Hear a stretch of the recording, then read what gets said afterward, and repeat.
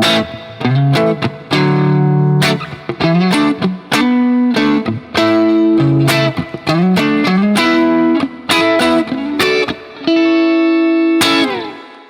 friends, it's Mike here at Guitar Tricks with my last video in the series for the CAGED system, trying to unlock and understand the fretboard and connect it all together and relate the chord shapes with the scale patterns and be able to apply them with the thing that's the most important, which is making music. Before we get started, make sure to subscribe to the channel and ring that notification bell. And while you're at it, hit that like button. It would really help out. Now, back to the lesson.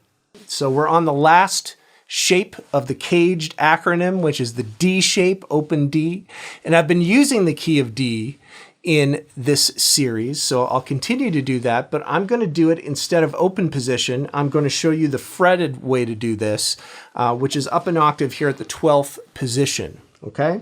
So we're using the open D shape here, and the fretted version of it, as we've seen before, is to grab the 12th fret of the 4th string, 14th fret of the G string, 15th fret of the B string, and then the 14th fret of the high string. You could also bar down a little bit further to include the 12th fret of the 5th string, or you could simply do the D, G, and B strings and then use your middle finger to add in the F sharp note, 14th fret of the low string.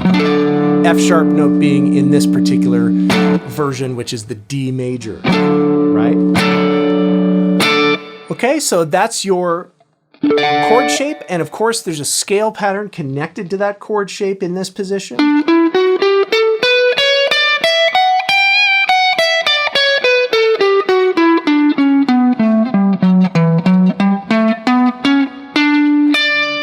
Okay, so that's the way that I suggest you learning all the notes in this position across all 6 strings, but always starting and ending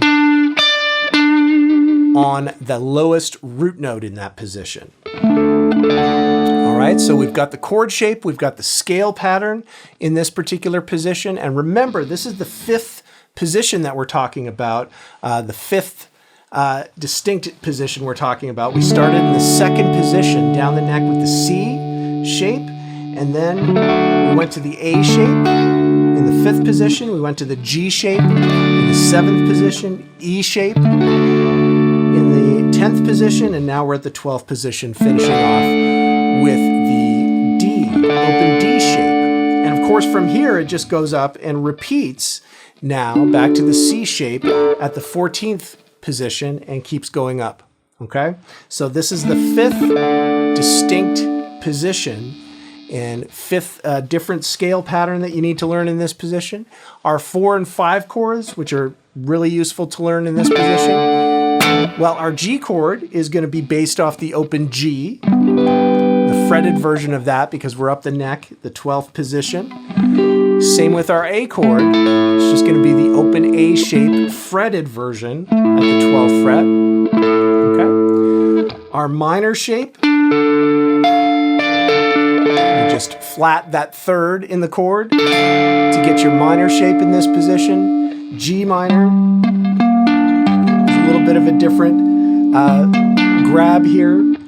A minor, of course, that's a little more straight ahead because it's based off the open A minor chord shape, right? And of course, there's a scale pattern attached to that as well.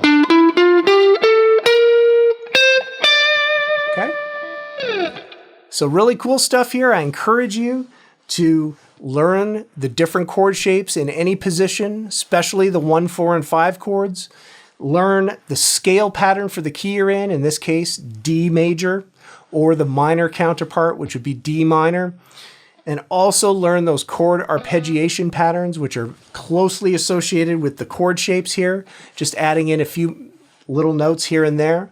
But be able to try and connect all of these and visualize them when you're in this position playing. Be able to envision the scale pattern, envision those chord tones that you're improvising your phrases and landing on those. I think it can open up a whole new world of just understanding that part of the fretboard. And of course, to springboard after this is to be able to connect them together. You want to work on playing a scale pattern in the chord and then work on being able to go horizontally across the fretboard through all of these positions to use the fretboard up and down as well. Opens up a whole new world. All right, so I hope that you've gained a little bit more of an understanding of the CAGED system for guitar, just as a tool in the toolkit to understand the fretboard better and relate your chord shapes to scale patterns. What other tips would you like to see here on this channel? Please leave a comment and let me know. And be sure to check out guitartricks.com for more in-depth, step-by-step lessons. We'll see you on the next one.